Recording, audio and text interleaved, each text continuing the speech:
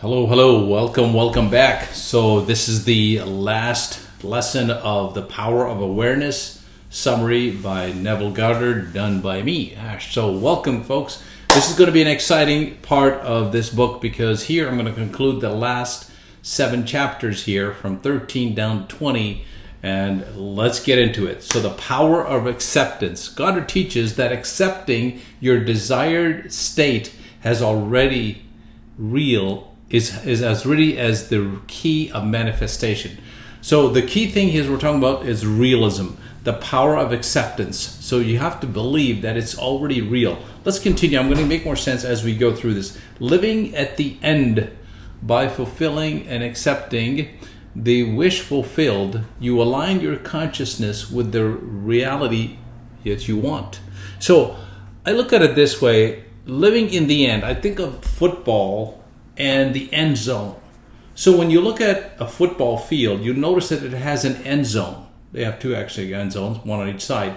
But the end, if you visualize yourself already in the end zone, just like a football player pretending that they're already in the end zone, what that would feel like, celebrating, spiking the ball, whatever they do when they make the touchdown. And when you live from that point of view, you look back and saying, wow, I'm already here. So that means that it's already carved out. You're already going to be at the place that you want to be, living from the end. That's what he means by that. Removing resistance, accepting, eliminates doubt and fear, allowing the creative process to follow unhindered. Acceptance, that's the key word here. You accept that there's no resistance anymore, that you eliminate those fears and doubts. And I'm going to give an example of how you eliminate fears and doubts. And one of the ways to eliminate fears and doubts is you gain knowledge. When you learn something, your fear and doubts evaporates. I'll give you an example. If you want to, let's say you didn't know how to learn how to swim. Let's say you didn't know how to swim, but you would be kind of fearful jumping in water that's 10 feet deep. Think about it. You'd be fearful, but guess what? When you learned how to swim, you accepted that knowledge. Guess what happened? The fear just goes away. You can go jump in the water, swim, do what you want to do. Chapter 14, the effortless way, manifestation through ease. Goddard emphasizes that manifestation should be a natural, effortless process when driven by belief and assumption. This is huge. Some people think that, manifestation, I really got to work hard, I really got to think hard. And they're just so, focused on the hard way. Well, the smart way is just to relax. That's why you want to take some deep breaths. You want to chill a little bit, as the saying goes. So naturally and effortless way, that's the key. Trusting in the process, letting go the forces of struggle. Trust that your assumption will manifest in due time. And this is another key thing, is that when you think naturally, like for example, I just ordered something from an online company. And here's the thing. When you ordered something, guess what happened? It is on its way. I don't have to get freaked out. Oh, when's it going to get here? I'm so biting my nails. Is it going to get here? No, I see that the trucks coming by and they're dropping off packages to other people. Mine is going to happen any day. So I don't have to get, bent out of shape because when is it going to get here? So once it's in your brain, when you're manifesting these ideas, when you're focusing on what you want, when you're focusing on you already have it, that's the key. In your mind, you already have it. It's going to come in reality. Trusting the process, letting go the forces. Trust that your assumption will manifest in due time. The process of least resistance. Align your feelings and thoughts with your desires and allow circumstances to align effortlessly. This is cool because when you align your thoughts that it's going to happen, it's already happened in your mind. It's just a matter of coming out in the reality that even when you have challenges, it doesn't bother you because it's just going to happen. It's like watching the end of the movie already, and you're now, let's say, going back into that theater and watching it from the beginning, and you see the villain is about to die. Is he going to die? No, because you already know the end. And the end is he survives and he wins. So if you already know what the end is, why get all bent out of shape if something negative happens to you that day? It doesn't matter. It's just like water off a duck's bath. Let's continue. Crown of mysteries. Consciousness is the supreme power. Goddard refers to the consciousness of the crown that rules of all aspects of life. So your conscious right up here, your brain, the top of your brain, your crown is focusing on that control. So if you have the ability to focus, We'll talk about that again, but another topic. Awareness and dominion. Recognizing the power of awareness allows you to take control of your reality and destiny. And one of the things I'll talk about awareness.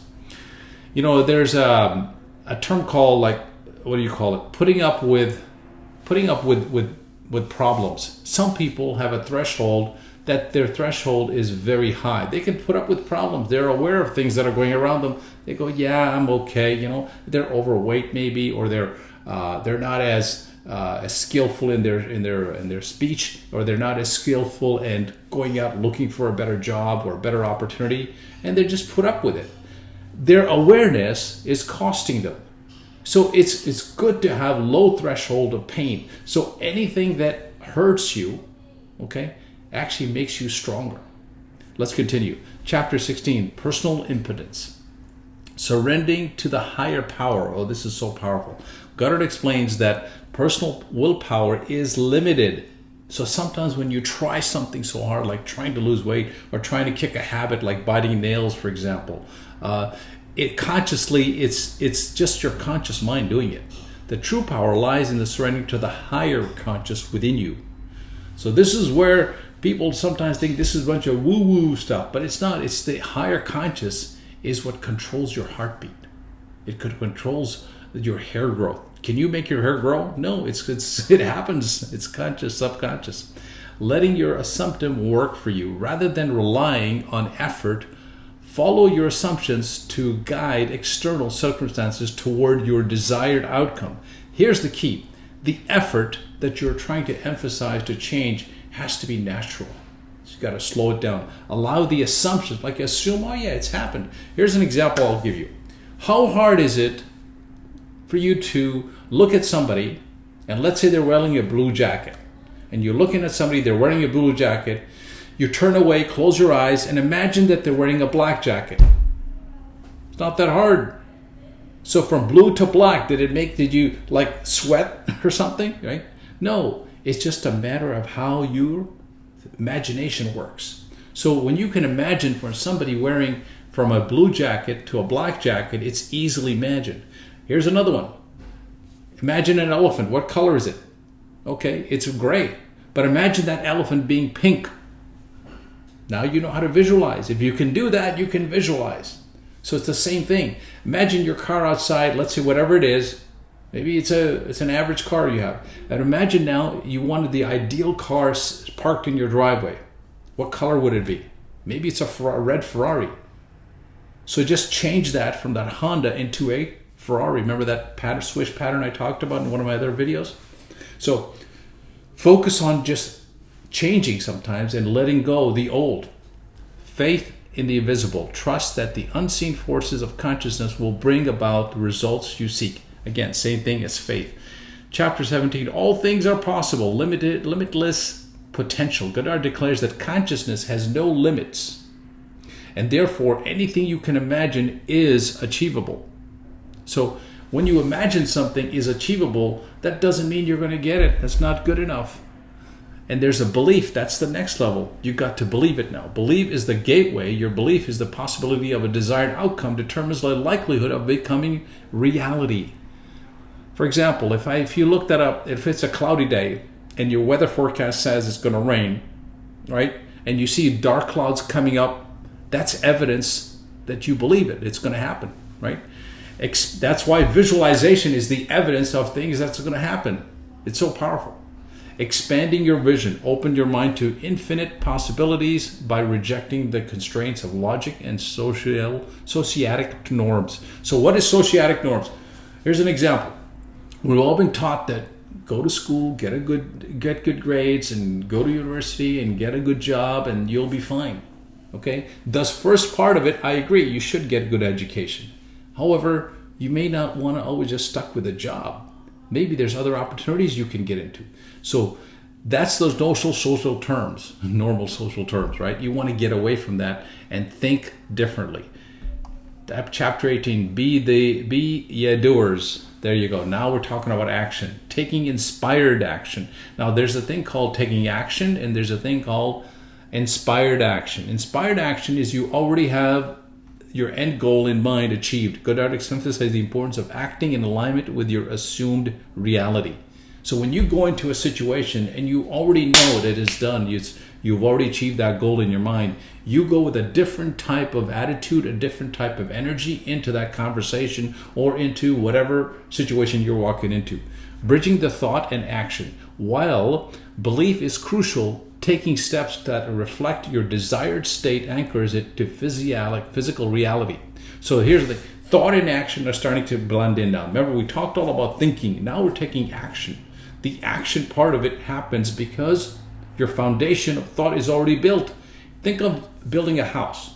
You wouldn't want to just put the roof up first, would you? Or the walls?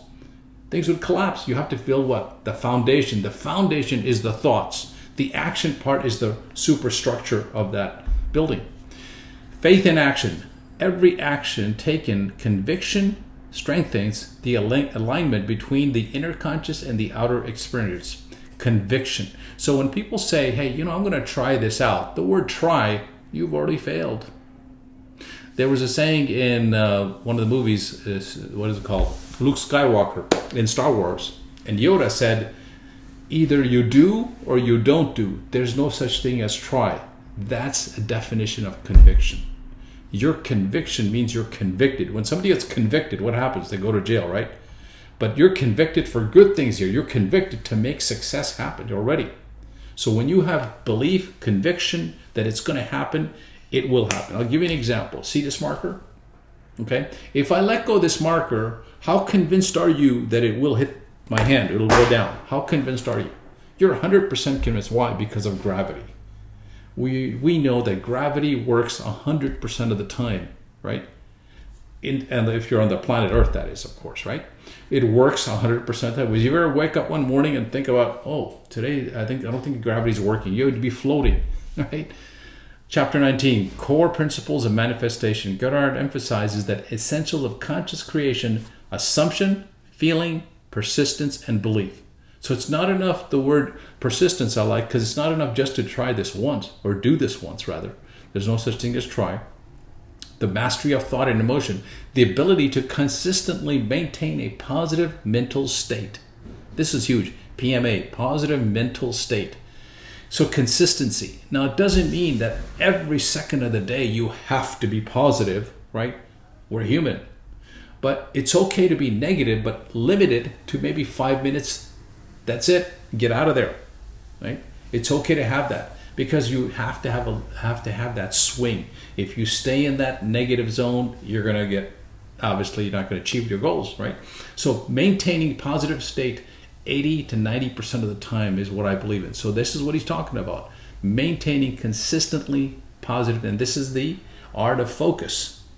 Faith as a constant practice, continually embodied faith in your desired outcome is the key to creating processes and active. Continually. Continually means consistently. So even if some days you don't feel like manifesting, you do it anyway because it's a habit now. Habits create actions, and actions create results.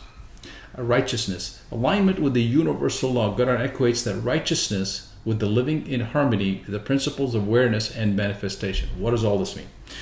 Well, righteousness means in the universal law is that you are focusing on what's right. And the right thing is to do better. Let me ask you a question. If you could do better, should you do better? Yeah. So if you change your shoulds into musts, you will be successful. So should you have bigger goals? Yes. So why not change that should into a must? That's when you become what I call convicted of success. Integrity of thought, maintaining thoughts that align with your highest good assurances with smooth realization of your desires. Integrity of thought, I like that. So whatever your thought is, you're real. Now, you're not like faking yourself out saying, yeah, I'm going to think big, but I really don't want to be big, right? That's not good. Or let's say you want to quit smoking, but deep down inside, you really don't want to quit smoking. So your integrity of the thought is not aligned. There's something that's not consistent congruency. This is very important. Living the fulfilled life, righteousness leads to life of abundance, peace and joy, where desires manifest effortlessly. Effortlessly means that there's very little effort required for your desire to be achieved, because that's the foundation state. And what will happen is that some people think that just by thinking about it, the car will show up on my driveway. It's not that like that. It's what happens is when you start thinking about what things you want, you'll automatically feel motivated to getting it. And it won't seem like it's hard. It'll feel like this is effortless. Like what I'm doing right now, some people might think it's taking a lot of effort, but in reality it isn't. This is effortlessness, and this is what's creating revenue for me, because I'm providing benefit to you for you folks. So, hope you like the video. Make sure, well, let me just finish the last part here. This chapter eliminated the profound yet practical principles of manifestation, emphasizing belief, effortlessness, alignment, taking inspired action. Goddard's insight captive empowers readers to urge them to embrace their limitless potential, consistently create their ideal reality. Okay, I know you like this video, so give it a thumbs up. Make sure you share it, and I will talk to you on the next video. Oh, also, there's another exercise I'm going to be sending you right now, and let me show you what this looks like. Okay, and this is right here, the philosophy of marketing and sales. Okay. It's time to change the way we look at marketing and sales for good. If you build it, even if it's amazing, they will not come. How many of you have heard of that story, that field? If you build it, the field, and they will come. It doesn't happen. Marketing is the oxygen to any business. Marketing is getting someone to pre-qualify and ready to hear the opportunity. That's what marketing is. Okay? It's not converting people to pay you or to do a sale. That's coming up later. Attracting those who want the benefit of what your product does. The benefit of what your product does, not what it is. Attracting to those things that are repelling to those who don't want it. For example, if your product loses weight, you focus on what that person would look like if they lost X number of pounds, right? And sales is converting the prospect. So once they're in your establishment, once they're in your funnel, let's say, or your sales funnel, whatever the case may be, once they're looking at your website, once they're going through some exercise that you've brought them in to look at, maybe it's to bring them to your gym, if you're selling gym memberships, for example, that's the time the sales conversion happens. Marketing is getting them to the door. Sales is when they leave the door, that they have already paid you on a monetary amount. The sales part gets them to say yes and pay for your services. There you go. Getting them to say yes without feeling like a cheesy salesperson or the client feeling uncomfortable, right? You're not coming across overbearing. It's low-key type of communication. We'll get into that in many more videos coming up, but I just want to give you some benefit here out of this call. This is a little bonus I'm giving you. Love what you do so much. Love what you do so much that you feel like you're doing the world a disservice if they don't get it. I'll give you an example of that. Many years ago, we used to sell consulting services to businesses, and we had a hard time getting salespeople to knock on doors to sell our services. So what we did, we said, let me ask you, imagine that in front of each business, there's a wallet sitting on the sidewalk in front of each business, and you're walking down the street. You pick up that wallet, obviously, it's a nice wallet, it's pretty thick, it's got money in it. It has credit cards, okay? Now for you, I know some of you may take it and run away with it. No, obviously you're a good person. What do? You look in it, you see the address. Maybe it's that location. It's right in front of the business anyway, okay? And you walk into that business and saying, hey, excuse me, sir, I just found this wallet outside. I think somebody here missed it. The guy's name is Joe Smith, whatever his name is, John Doe. And that person would thank you so much for coming. What did you do? You provided a service. That's the way you have to look at when you're engaged in selling. You're not there to ask them for their money. You're there to give them something that will benefit them and what's in their best interest.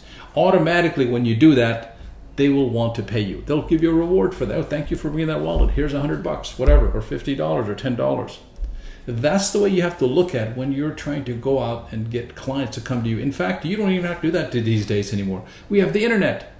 The internet can bring in people through, guess what? Through a funnel. The funnel can be the person who goes out and gets the wallet to their customer and they thank you for it and they come into your sales funnel and guess what? They're booked on your calendar or they bought your product, whatever the case may be. When you sell through authenticity with passion, it's not selling, it's getting people engaged in something they already want. Wow, that's powerful. Already want.